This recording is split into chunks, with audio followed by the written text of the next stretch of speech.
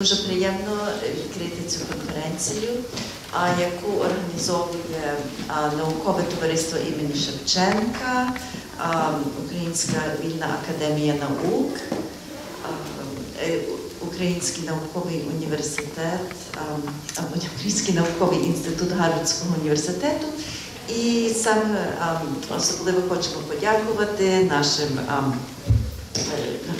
господарям Український Інститут Америки, який ласкаво погодився на те, щоб ми тут провели нашу конференцію. Так що маю тепер приємність привітати, доповідачів будемо представляти окремо, але хочу привітати тут президента Української Вільної Академії Наук і попросити його до слова.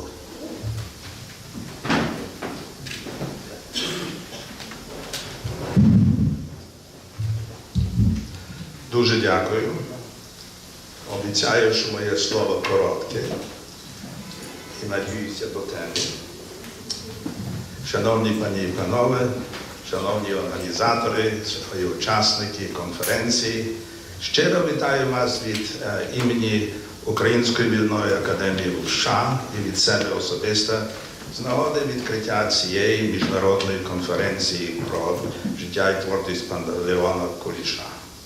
Творчість Куліша, як частина літературознавства, була однією із складових у дослідженнях членів УВАНу США, насамперед в минулому у працях Володимира Міяковського і Юрія Шевельова, а сьогодні у працях Андрія Даниленка, який бере участь сьогодні також і Олесь Федорук. Впевнений, що доповіді і дискусії в рамках сьогоднішньої конференції дозволять нам обмінятися наявним досвідом, стимулюватимуть дослідницьку діяльність у вивченні актуальних питань біографії і творчості Куліша. І дадуть нам новий імпульс подальшого розвитку краєзнавства і музейної справи. Вірю, що матеріали конференції будуть підставою до поширення освітньої платформи, поширення знань і, що найголовніше, мабуть, трансформації совєтського канону про Куліша та його творчість. Пригадуючи собі слова Олеся Федорука, я хотів би тут також підкреслити, що маємо усвідомити, що 200-ліття Куліша нам дано не тільки для того, щоб вшанувати його пам'ять і поговорити про нього, про його творчість і його діяльність. До того було б дуже добра нагода тепер через Куліша краще пізнати своє минуле і зрозуміли себе самих. Бажаю всім нам плідної співпраці, професійного єднання заради проглиблення наукових успіхів і нових здобутків у науці про життя і творчість Пантелеймона Куліша. Дуже дякую вас за увагу.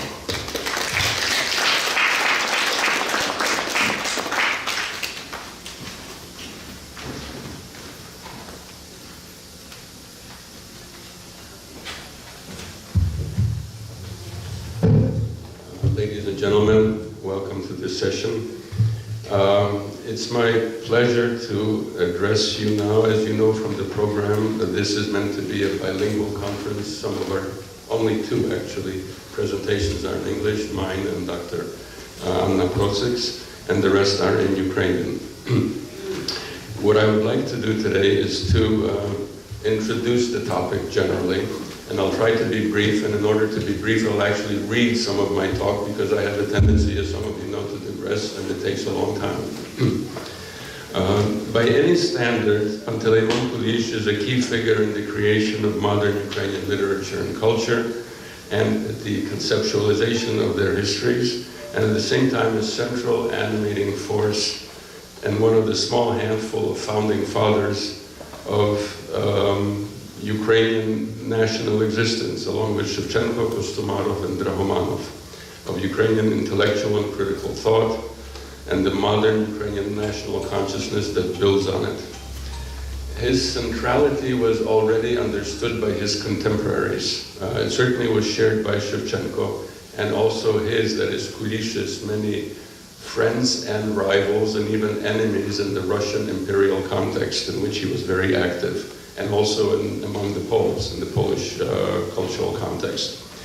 Indeed, along with Shevchenka, and of course later Drahomanov, Kуліш was the very first to programmatically see the Ukrainian issue as an international issue, as an issue of nation formation. At the end of his life, in the last decades of the 19th century, a sense of the exceptional role of Kуліш was called to play, and the role he was called to play in Ukrainian affairs was already for the relatively small but very active, patriotically inclined, so-called committed Ukrainians, свідомі українці. For them, he was already seen as a standard bearer, but even they did not completely see and certainly did not see the entire vision that he was proposing. They were not entirely attuned also to the actual breadth and depth of his achievement. Are you all hearing me correctly? Yes? Good, thank you. In turn, his overall role also reflected the process and creation of Ukrainian cultural and eventually also political identity, which was extremely difficult and drawn out. Primarily, of course, as we all know, because of the opposition and the repressions put into play by the Russian imperial forces, the imperial state, and also simply because of the nature of the complex history and cultural situation. And we are still witnessing now the final agony of this process, i.e. on the battlefields of the Donbass. All of this is tied together to the Ukrainian identity, which, as many other national identities, this is not the only one, is multiform, convoluted, and fraught. And the lives and work of those who shaped it is also fraught, primarily in the case of Kуліш. Kуліш was a sharp-edged figure. He was dramatic and outspoken, and even in some ways what we would say voluntarist. He acted out his beliefs. The complete integration of his legacy into Ukrainian political life took a very long time. Initially, he was not well accepted by his Ukrainian compatriots. And these gaps, lacunae, these structural and systemic flaws, blind spots, and delays also cast light on the complex process of Ukrainian nation formation. In the course of his life, and many decades after it, his commentators, people who commented on him, the reception of Kуліш, instead of examining him, instead of thinking through his legacy, frequently turned to judgment and judgmentalism as such, answering his polemics with their polemics, and with a selective reading of his legacy. And also with their occluded vision. Some people just didn't see very far, and that was of course their problem, but the legacy of their reception also had an impact. To give an example, as progressive and seemingly enlightened a figure as Ivan Franko was largely incapable of seeing the achievement of Kуліш. He was simply hostile to Kуліш. He did not want to accept him. At the start of the 20th century, such key figures as Mikhailo Hrushevsky and Serhiy Yefremov were not entirely ready to accept Kуліш's sharp edges and all, Kуліш's thought, or as a fundamental given, to see him as a fundamental given, as an essential chapter in the formation of Ukrainian national character. For the public at large, various topoi, various phrases or concepts seem to do, that is to say, even if they were extremely simplified, the notion of Kуліш as perpetually angry and vituperative, given in Ukrainian as Haryachi Kуліш. You know, Kуліш means gruel, so this is hot gruel. You can't really eat it very quickly or easily. Or seemingly the more moderate proviany Kуліш, Kуліш that has been allowed to cool, and then to which we can address ourselves. These were half-hearted assertions, and his understanding of affairs and his questioning of various central issues in Ukrainian history, for example, towards Kazakhdom as such, towards the Haydamak period, the Haydamachina, all of this was seen as being half-hearted in accepting a Ukrainian identity, which actually was disservice to the historical record. At the same time, whatever its anomalies, the reception of Kуліш, even when negative and populist, was provoked by his own polemics and his own confrontational stance. And this is part of the record, and this is something that we need to strive to understand.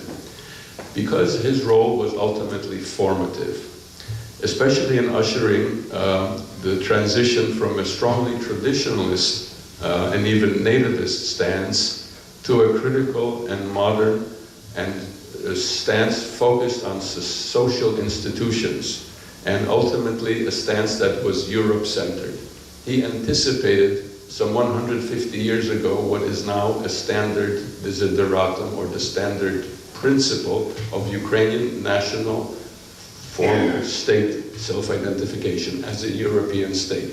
The first to articulate this was Panteleymon Kуліш. An objective correlative, as the literary scholars like to say, of the difficulties that his legacy projects and imposes on us are the periodic and invariably incomplete attempts at collecting and publishing his complete corpus, that is to say, all of his works. In effect, nothing encapsulates the complexity of Kуліш as the difficulty in reconstructing and adequately presenting his complete oeuvre, his complete body of works. The difficulties stem not only from the objective fact of his polyphonic creativity. He worked in many genres and many modes. He was a literary figure. He wrote bellette, he wrote poetry and prose. He collected and studied folklore and ethnography. He did archaeographic and archival work. He prepared the alphabet that we now use. It's basically the so-called Kulishivka. This is the standard version of the way Ukrainian is written today. And in his time, there were 3 possible variants, or 4, depending how you look at it. We now have Kulish's version, and it works perfectly well. He was a fundamental translator. What Martin Luther did for the German by translating the Bible into German, Kуліш did in Ukrainian. Translated the Bible, not only in prose, but in poetry as well. He translated Shakespeare. He translated something like, 11 plays of his? 3 of them are now finally available in a modern, complete version, which I'll be happy to comment on a bit later. He translated from a host of other writers and from many literature. He was an inspired and extremely committed publisher. He had a printing house of his own. He especially put the effort at oral and archival sources, one of the very first to collect the broad and still not entirely thought through corpus of Ukrainian oral lore, especially the so-called Dume, the epic songs from the 16th century into the 18th and 19th. And he was an avid, committed political activist and commentator. All of this gamut of activities presented a major challenge to provide a complete, let alone an integrated and synthesizing understanding of his massive historical achievement. Just seeing it all was a challenge, let alone bringing it all together and conceptualizing it. As such, the reception of Kуліш, the conceptualization of his work, its interrupted and impeded trajectory and especially perhaps the articulation of critical dissent. Because Kуліш was the first Ukrainian thinker to challenge the thinking of the group. Shevchenko implied it. He did it partially, but Shevchenko was a leader. He was a visionary. Kуліш was an intellectual, and he was the first to challenge accepted standard opinion, to bring in the principle of challenging opinions that are standardized, followed, of course, later by the Romanov. He was even willing, Kуліш, was willing even to challenge the bardhood, the sanctified role of Shevchenko. One might say that is a blasphemy. But it's a blasphemy only in church, if you challenge God or if you challenge Christ. In society, in civil society, it is your duty sometimes to challenge even people who you might greatly admire but still disagree with, which is what he did with Shevchenko. This constitutes a separate and highly important subset of intellectual history. One can say, and I certainly would say it now, that with Kуліш we have the beginnings of that subject, the beginnings of Ukrainian intellectual history. And as such, this is a very important achievement in and of itself. A few words about trying to do a corpus of Kуліш's work, because we, some of us, and this is funded also by the Ukrainian Research Institute at Harvard and by the Shevchenko Scientific Society at the Відкриття Institute in Kiev, are in the process of publishing the complete corpus of Kуліш's writings. But let me give you a prehistory of this. It began in 1910. And this probably was the most successful of all of these publications. The publication in 6 volumes of the Ukrainian works, only written in Ukrainian, because he wrote a lot in Russian as well. Everybody did. Ukrainian literature, especially criticism and scholarship in the 19th century, is frequently more often written in Russian than in Ukrainian. That was the nature of the society at that time. It's entirely normal. And Kуліш also wrote a lot in Russian. But anyway, the first 6 volumes of his works written in Ukrainian appeared in Lviv in 1910 in the series Ruська письменність, which was published by Prosvita at that time. It included much of his poetry, almost all of his poetry, much of his prose and essays, as well as his translations, including the Bible. The planned 20-volume edition by Ivan Kamanin that was supposed to appear between 1900 and 1910 actually managed only 5 volumes, i.e. 1/4 of what was intended. It's very characteristic, and I'm just giving a few highlights and we'll conclude in a second. It's very characteristic that in the Ukrainian rebirth of the 1920s, in the early years of the Soviet Ukrainian state, which was not yet Stalinist, and which came to be called the executed Renaissance in later generations, very much attention was paid to Kуліш as a prime example of the, if you will, pre-modern strivings or the pre-modern modernism of the Ukrainian national movement. For such critics and historians of literature as Mykola Zerov, who was also, of course, an outstanding poet, he intuitively and programmatically saw in Kуліш as a central problem Kуліш's formulation of the formulation of modern Ukrainian identity, and then in the overall movement of the 19th century. Very indicative here are the words of Mykola Хвильовий. He said that as far as scholarship, or Nauka, and politics and culture in the broadest sense are understood, I do not see anyone greater than Kуліш. It seems that only he shines brightly against the general darkness of his historical time. Only he can be considered a true European person, one who genuinely approximates the Western intellectual. This is how it sounds in Ukrainian. Що ж до науки, до політики і культури в ширшому розумінні слова, то тут більшого за Куліша я не бачу. Це Микола Хвильовий. Здається, тільки він один маячить світлою плямою з темного минулого. Тільки його можна вважати за справжнього європейця, за ту людину, яка наблизилась до типу західного інтелігента. As much as Хвильовий may be taking his cue from Zerov, it's true that Хвильовий frequently popularized Zerov's essential notions. as he did on other occasions too. He is quite right in stressing precisely this moment, Kulish's extraordinary contribution to the rapidity and substance of Ukrainian nation formation, through his constant stress on critical reasoning, on intellectual responsibility, and on the essential need to deconstruct and question received wisdom and establish tradition for the purpose of belonging as an equal among equals in the larger community of civilized and enlightened societies. That symbolic Europe that Willoughby talked about.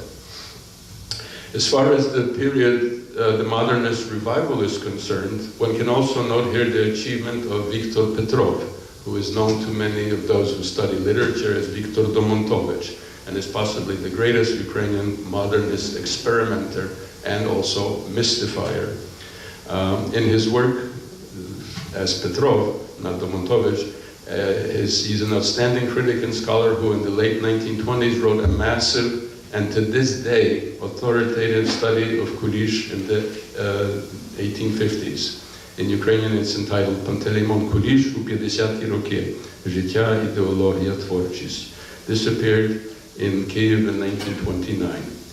But in the beginning of the 30s, the planned multi-volume edition of the Ukrainian Academy of Sciences for publishing the works, the complete works of Panteleimon Kуліш, appeared in only a few volumes, and even those are now probably largely impossible to get. The project was interrupted and stopped, as were many other projects of modern Ukrainian scholarship and art, by the long, dark night of Stalinism and the decades of mature Sovietism, as it was called. Kуліш, like many other figures, was simply eliminated from the Ukrainian canon. One of the central figures of the canon and of Ukrainian culture was deposited, as the Marxists and then later the Leninists would say, with very revealing brutality, on the trash heap of history.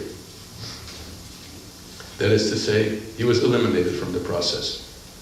A situation that projected the cultural massive lobotomy, or indeed the genocide that was approaching. Because according to the formula of Raphael Lemkin, who formulated the idea of genocide, destroying the culture of a group is part of the genocidal project.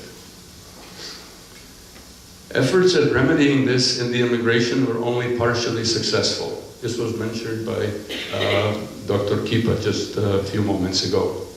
Among the multitude of efforts directing at preserving Ukrainian studies and a sense of its overall outline, Kуліш was a presence, but an abbreviated presence. Yes, there were studies on him here and there. His Chorna Rada was reprinted in a popular edition, but there was no concerted effort because the circumstances perhaps were not right and the resources were not there. Publication of Kulish's selected letters written in Ukrainian was published by Uvan, and a popularizing English language biography by Yuri Ludsky also appeared. In the mid-1980s, I remember initiating discussions at Huri for starting a new edition of Kуліш. That came into existence, but not at Huri, but in Kyiv, and not then, but 20 years later. But it did begin. In Ukraine, the process of overcoming the taboo that was placed on Kуліш, because it literally was a taboo. One could not even speak of him, let alone publish him, for a long period of time. This appeared with the first in the early 1960s, and then was revived in the years of Perestroika or Perebudova, and then affected with independence. Notably, the popularizing two-volume editions, first of the publishing house Dnipro, and then of Naukova Dumka. The latter is, of course, scholarly. It has an apparat, it has commentary, and for the time being, it worked. A plan to publish a 10-volume popular edition in the beginning of the 90s was never realized, even though some work was begun in the Institute of Literature of the Ukrainian Academy of Sciences. But the most important key task, a complete, commented, and fully academic edition of all of Kulish's work, was never even planned, let alone conceptualized and implemented step by step. I have to repeat this. It was never even planned. Do you understand it? No Ukrainian institute or institution in the Academy of Sciences even wanted to plan an edition of publishing the whole of Kulish. And all of this, as the Germans say, it's regelmäßig.